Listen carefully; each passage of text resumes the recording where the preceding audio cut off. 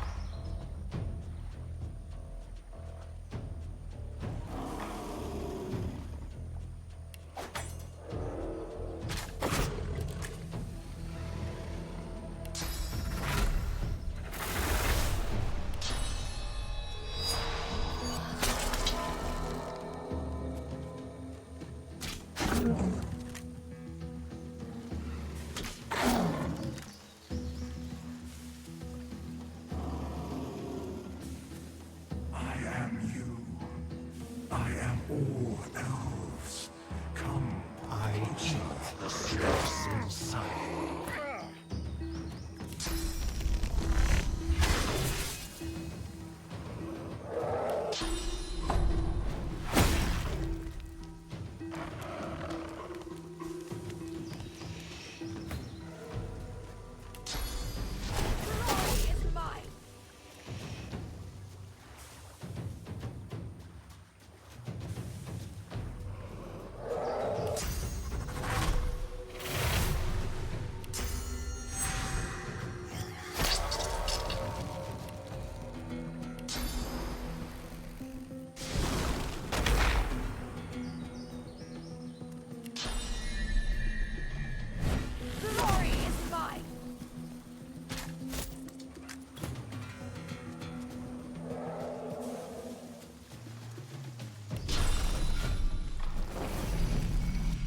Ready!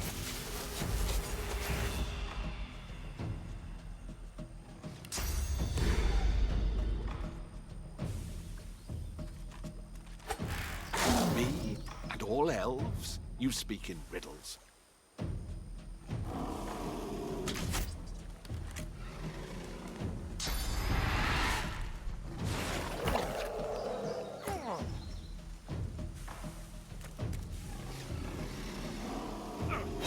Your mate.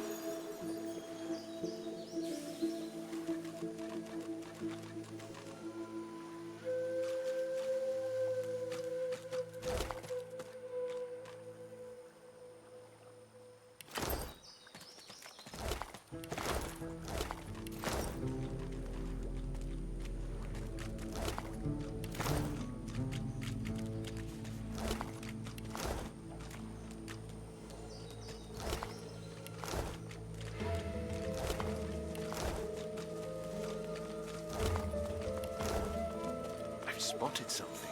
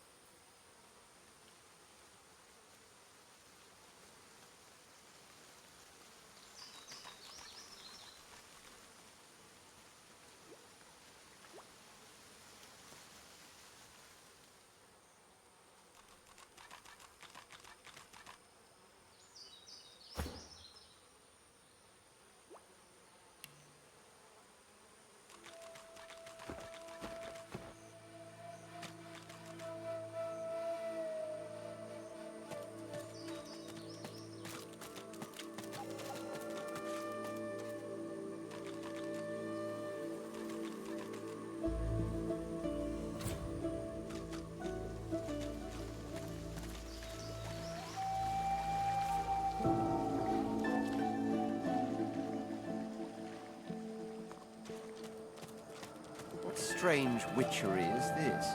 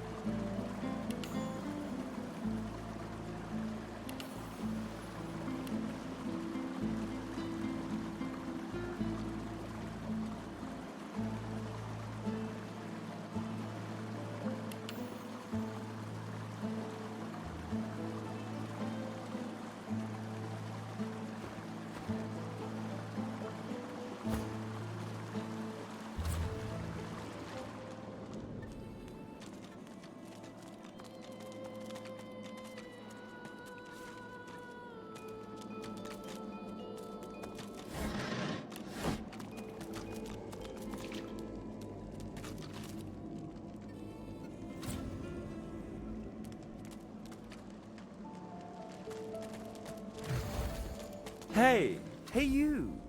Let me see what you've got under there. Go on. Show me your... pecker!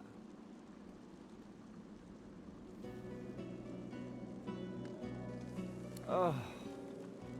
Why are you still speaking? How awkward. See, the thing is, just stop. No one cares what you have to say. Still opening that mouth of yours, are you? Careful with that. I quite like the look of it. How awkward. See, the thing is, just stop. No one cares what you have to say. You're embarrassing yourself. Leave before you hurt yourself, too.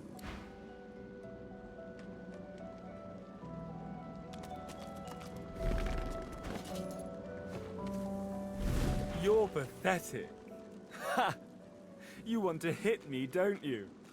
Go on then. Give it your best shot.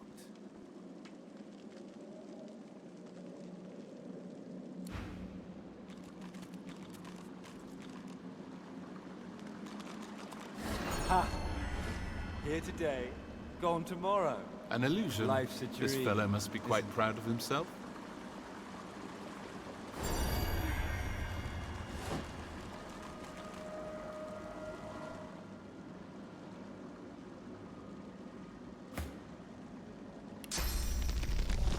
Quite the vision, aren't I? You should go. Ha! Look at you. How'd you get that red skin, lobster? Sit too long in the sun? Or do you paint yourself whole red every day because you think it makes you look special? What else? Pecker? Ta-ta, lobster.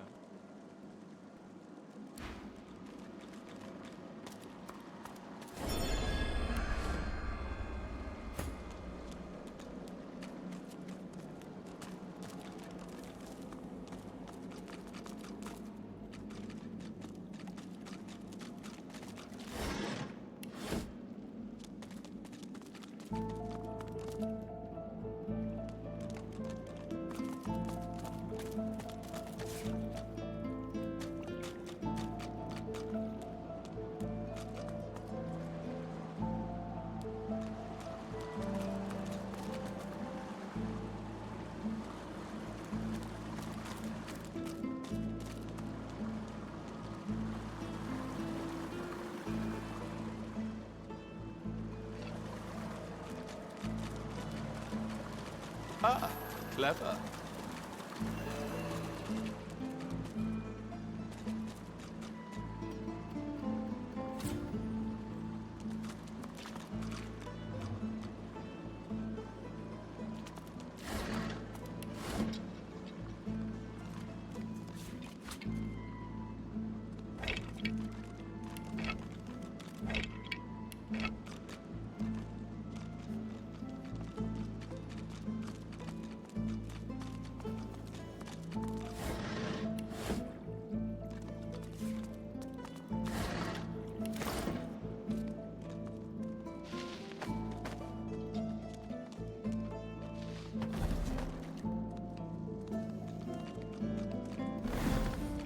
Didn't I tell you to leave?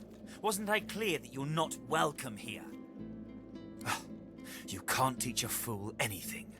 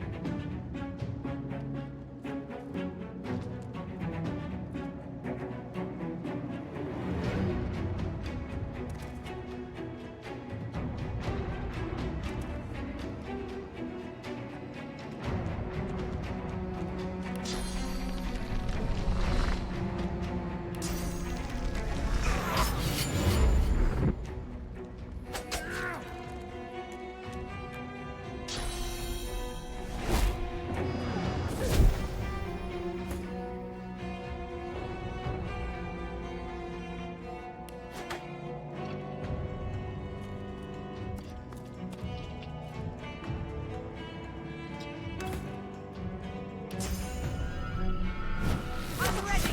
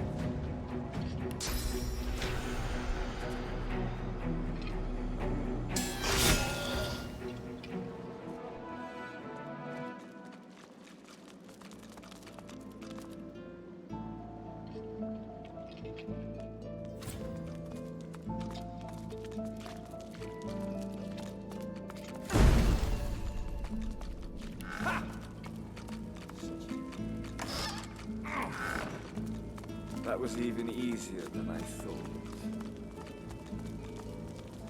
That was even easier than I... Pathetic boy. This isn't some game. In what world does treasure simply appear from on high? Poor... That was even easier than I thought.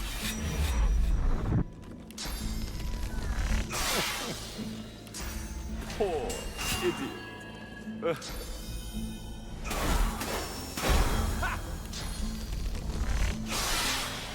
Poor...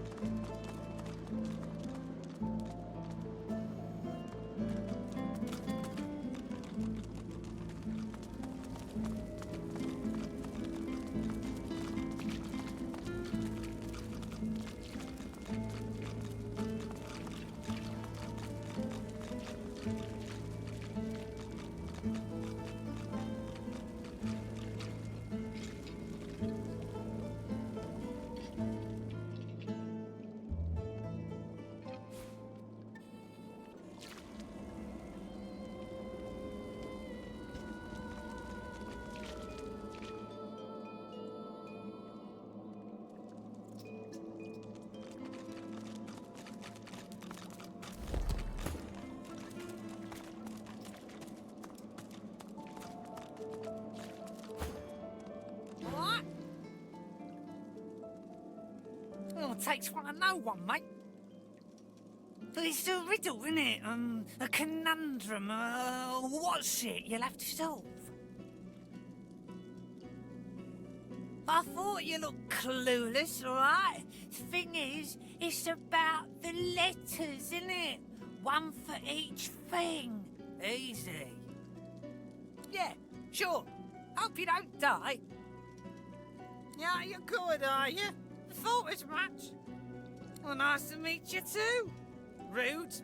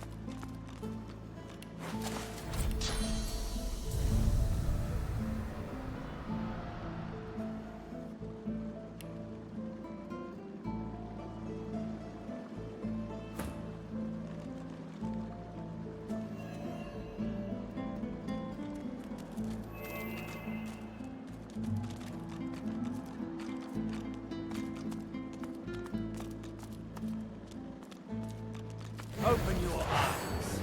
Time to die.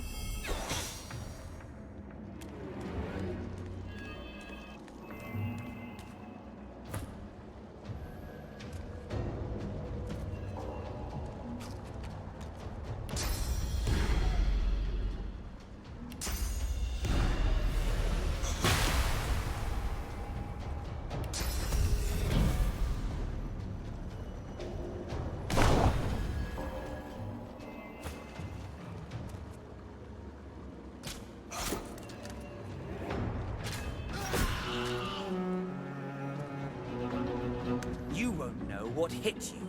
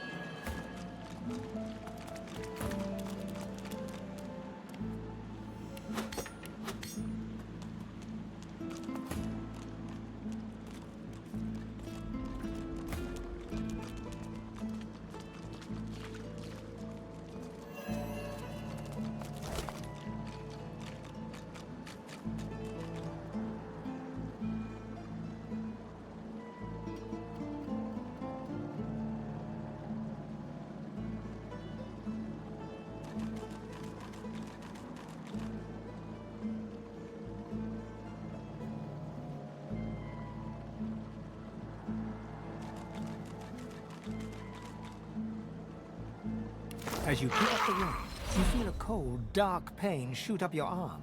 Your mind itches. You don't hear, but feel a whisper in your ear. It tells you to slip the ring onto your finger.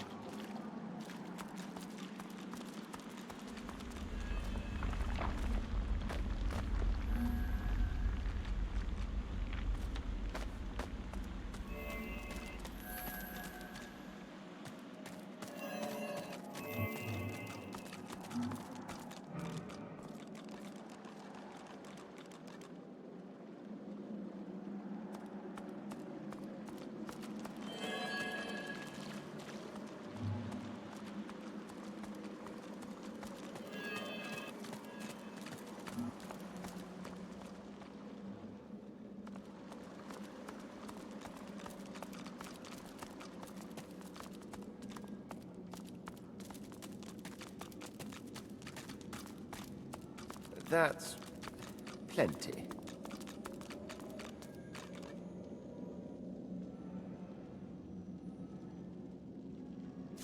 Lucky find.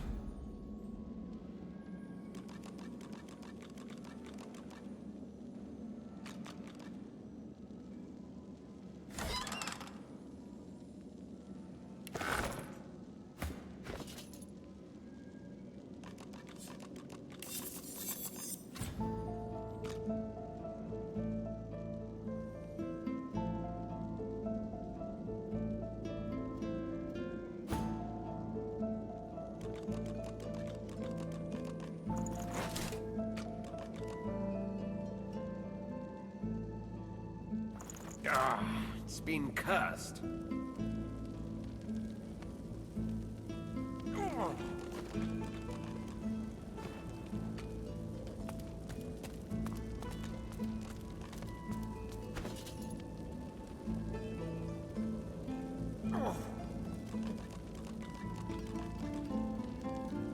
The ring just got tighter. A lot tighter.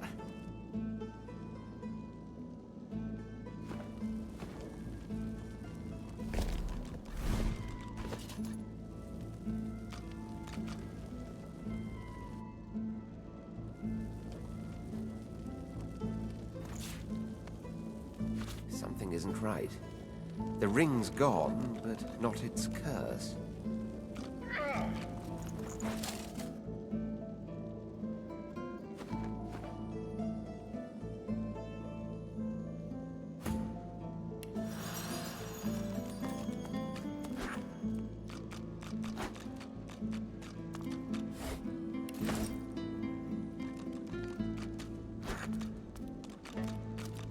The soul jar stands on its plinth, glowing softly.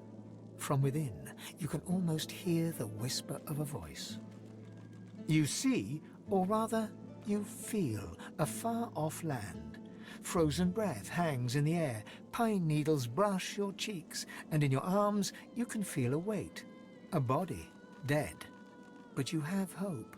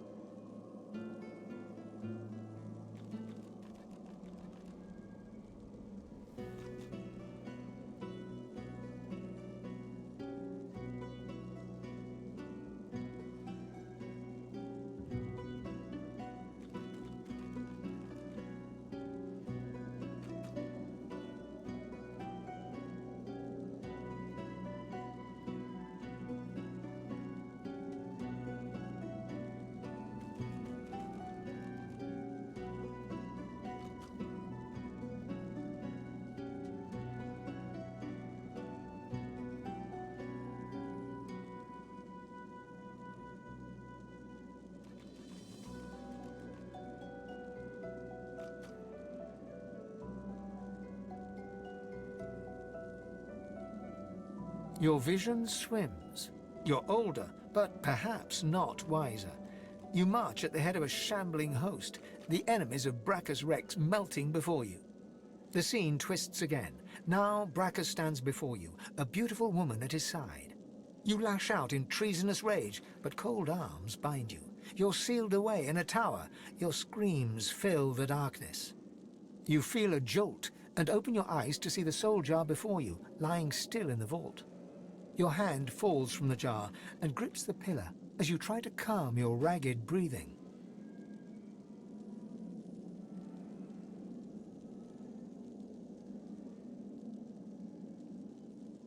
Something inside you strains. You are replete. You cannot absorb more source.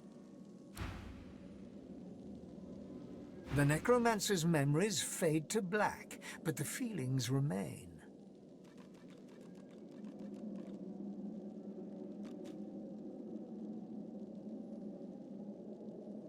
They may have been a necromancer, but they did not feel evil. Misguided, perhaps. Anyone who marches at the head of an undead host deserves whatever punishment they get. It takes bravery to try and strike down an evil king. Perhaps especially one you once supported.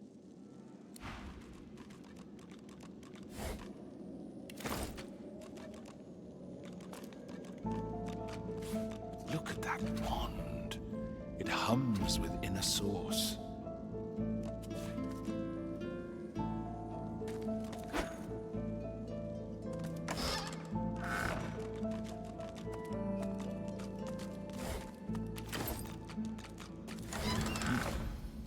You made it all this way.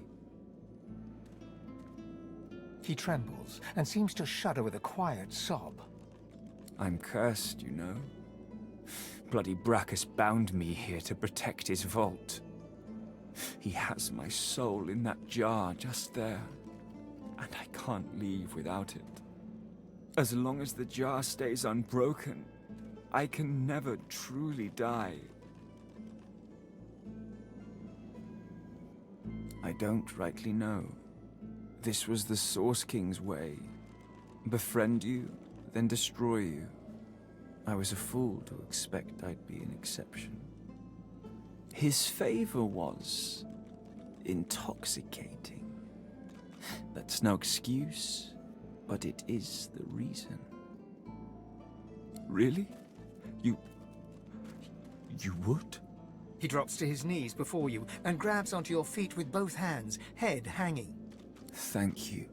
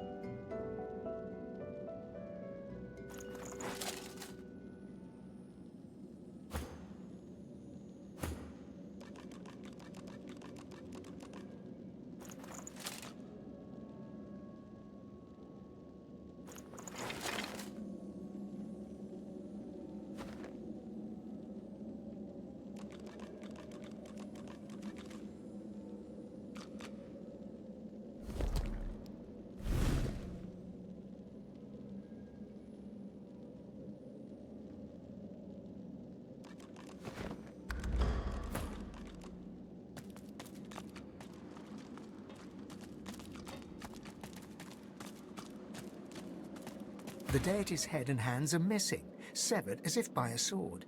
You can't tell if this was meant to be symbolic somehow, or a mere act of vandalism. As you take in its chiseled details, you have a vision.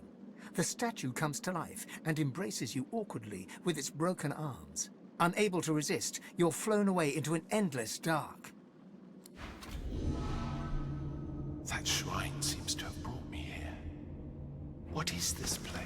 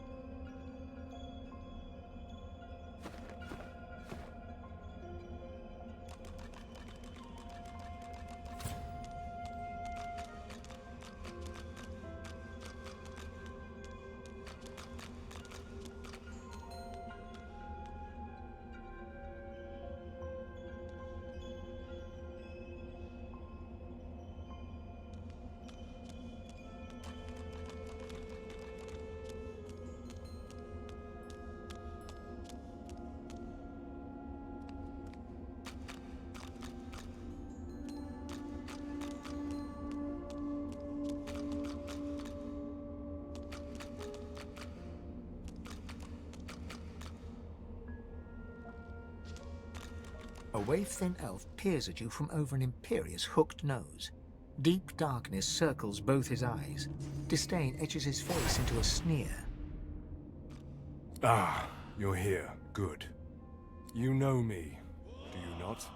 Yes, you know me from within. From a memory of a memory of a memory.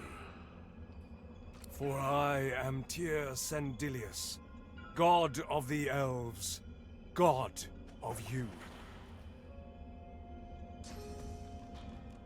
Tell me, what have you done in order to make it this far? How have you failed?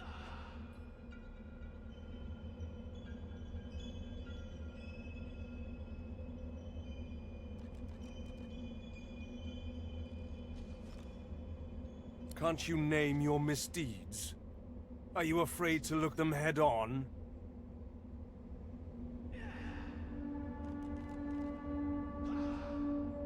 Ha! Thus speak the most heinous offenders of us all. But there must be more. You are my champion after all. I saved you from the darkened seas, where you would have been lost and forgotten forevermore. I need to know how badly I've chosen, before we proceed. Who else? Who else but your god would have seen something worth saving in you? So you understand. I must know all there is to know about my chosen. You must tell me every... But wait, there's an easier way. Tyr Sendilius steps forward, seizes your arm with surprising strength, and bites a chunk of flesh from your forearm.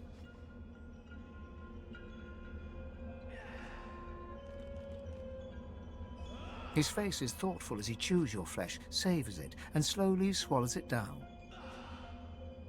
I was wrong about you. I chose well. You are my God-woken. You will ascend. You will save us all.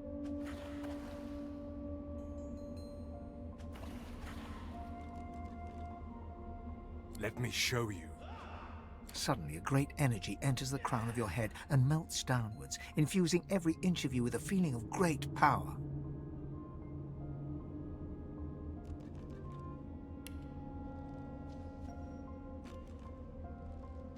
I bless the very water beneath your feet. Now you may wield that power for yourself. A first taste of things to come. For this is only the beginning. With these powers, you will have a choice. You can help our people, or you can dash them to ruin.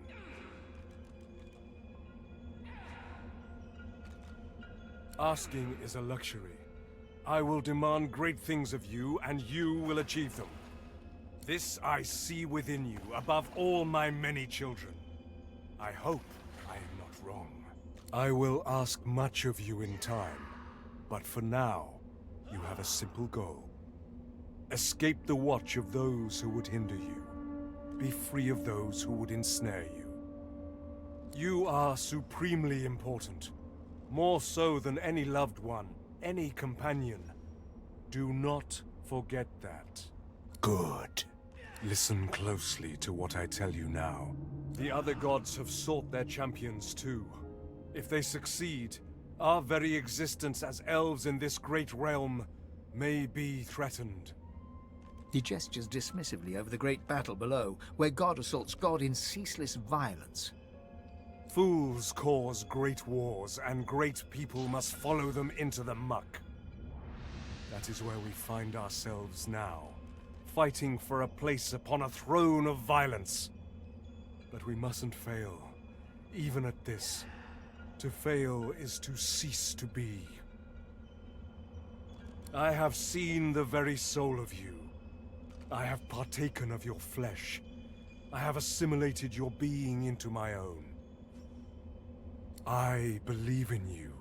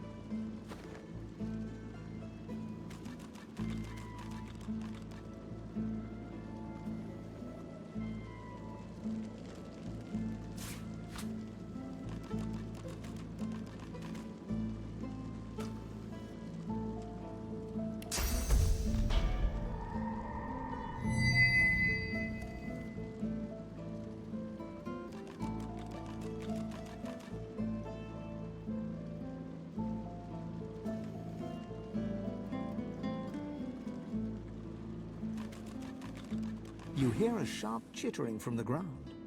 It seems your squirrel friend is having an argument with his cat.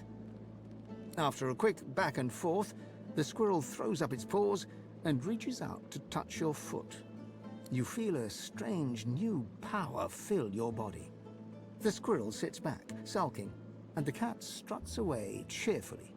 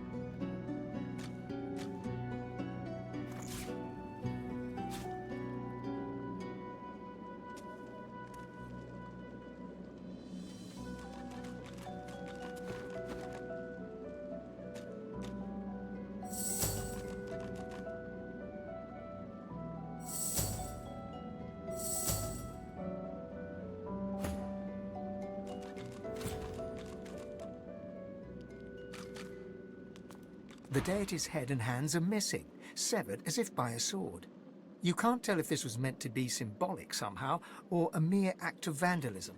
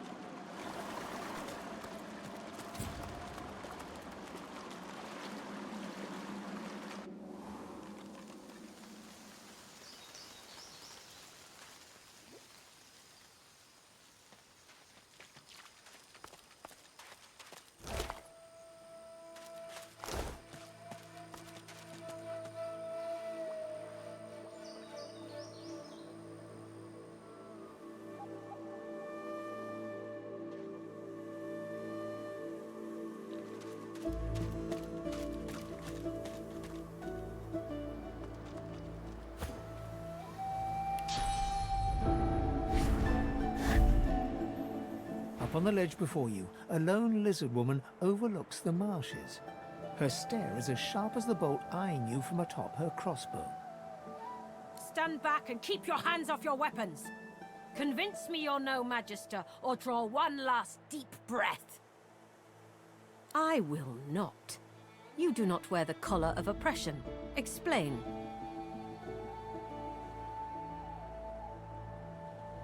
I have heard of this woman. No Magister would know. She can deceive our enemies, but sadly she cannot escape them. You do not share this weakness, as your presence here attests. I apologize for the steel-tipped welcome, but lives are at stake. Hold on, I'll let you up. With one graceful motion, the lizard throws down a tangled mess of vines for you to climb. Come, ascend to the sanctuary of Amadia. You'll find you're not the only guest here, but the Great Mother provides for all.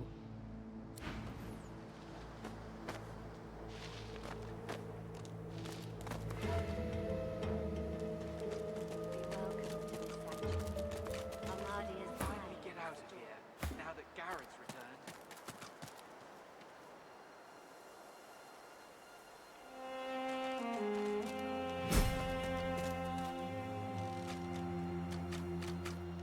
Divine blessings. It's good to see Gareth safe and sound. The young man fidgets with his armor and half-sword excitedly. He sees you approach. Was it you who saved Sir Gareth from the Magisters? Seven praise you, stranger. You don't know what it was like for us here. We all thought we were going to die. Now, with Sir Gareth back to lead us, and if I know him, he must have found those source weapons, we might actually have a chance at surviving this. Told you, lass. We'd be heading home in no time. Welcome, my friend. Enjoy the quiet while it lasts. I know you seek answers. I'll tell you what I can. Godwoken. Gareth pauses. My friend, the Voidwoken feast on us. There is no longer a divine to channel the will of the Seven. A new one must rise. Only a Godwoken, blessed with the blood of heroes, may ascend to divinity. But few are left. We knew of one, Verdas. He is why we came here. There were others, but they fell like crab apples from their branches. Someone else looks for Godwoken, not to liberate them, but to kill them. You have spoken to a god? Gareth stares intently, not so much at you as through you. Yes, I see something there. But it's not for me to say. I must get you to Malady. She will know. She was imprisoned on the Lady Vengeance, one of the few of us not left to rot on the sand and sun. All the more vital we take the ship from the Magisters. Godwoken.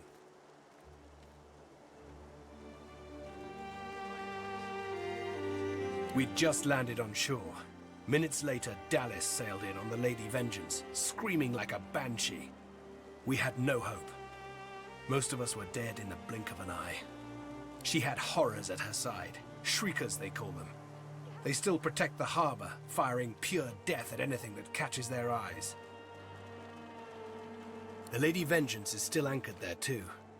Lucian, save us from whatever plot Dallas is concocting on it. Well, I had a plan.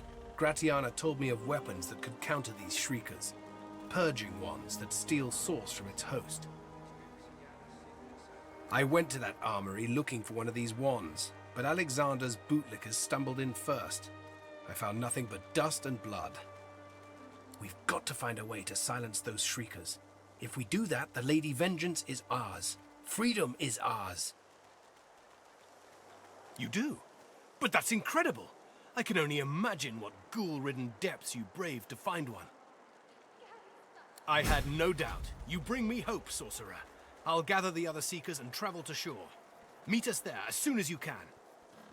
Gareth's voice echoes throughout the Enclave with such command it could rouse a fawn to action.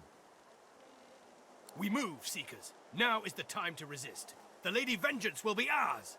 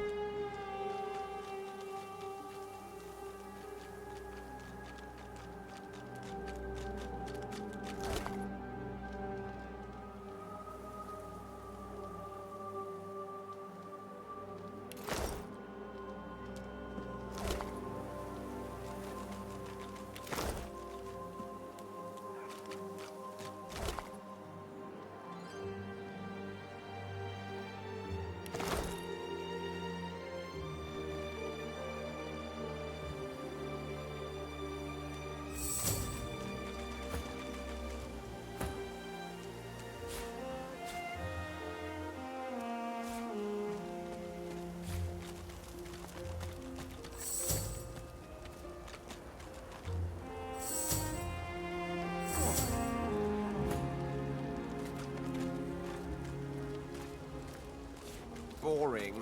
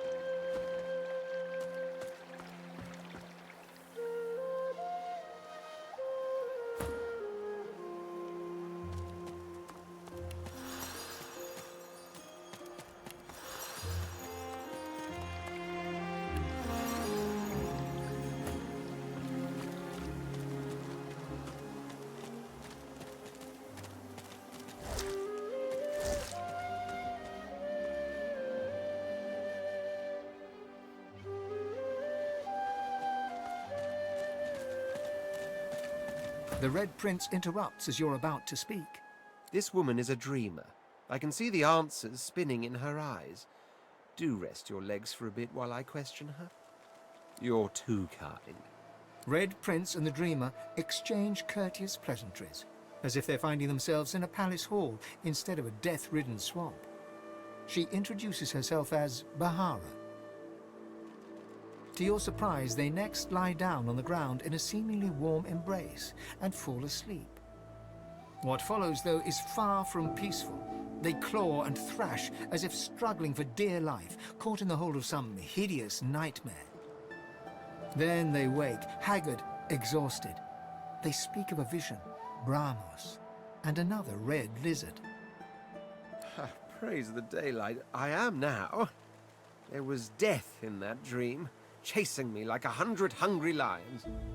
But at least I've new directions. When we escape and find ourselves on the mainland once more, I must search for Brahmos the Wanderer. Then I will finally know the truth, the very secret of my soul.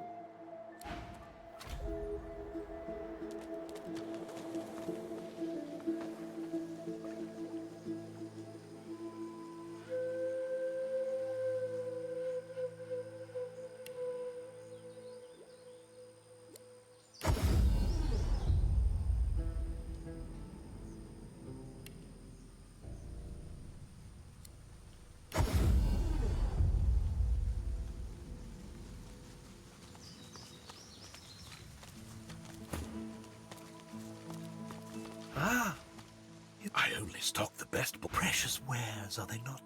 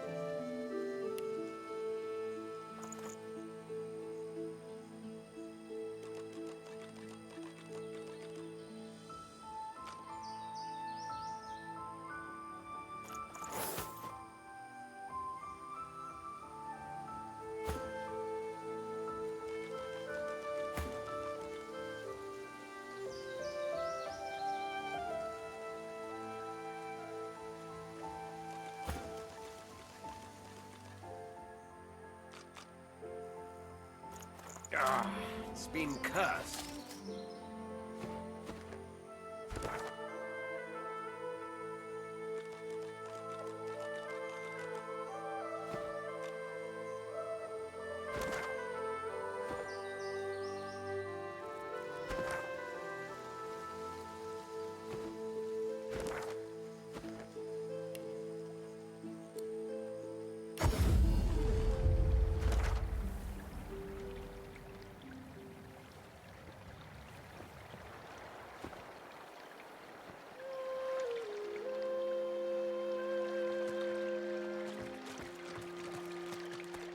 Amidst the placid little pond, the face of a goddess lies half submerged in the water.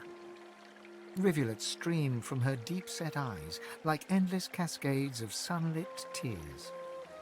You feel peaceful in her presence, soothed somehow by an intangible comfort. As you gaze upon her loving face, you find yourself drawn into a trance-like state. A voice seems to reach you from within your mind and from the furthest reaches of the stars. Its whispers caress you like a breeze. The voice grows stronger, like a breeze picking up. What were whispers become words. My children, my children. Gone are my children. Dead are they in the cradle I have wrought. A feeling of indescribable sadness assails you. It feels like your heart merges with the spirits, torn together by a coil of thorns. My child, weep with me for the mother who has lost. Weep with me and bathe in the tears of Amadia. You feel the goddess's presence surround you, feel her nestle you tenderly like a mother. The intensity of her embrace deepens. Never since the unremembered days of childhood have you been so enveloped in maternal safety. My child, I love you. My own, my own. I will guard you. Wander where you will, and cherish the kiss of Amadia. As suddenly as it came, the voice is gone, and you wake from its presence as if from dream-filled slumber. The pond now shines with an inner light, and standing in its waters, you feel rejuvenated, pure, as if born anew.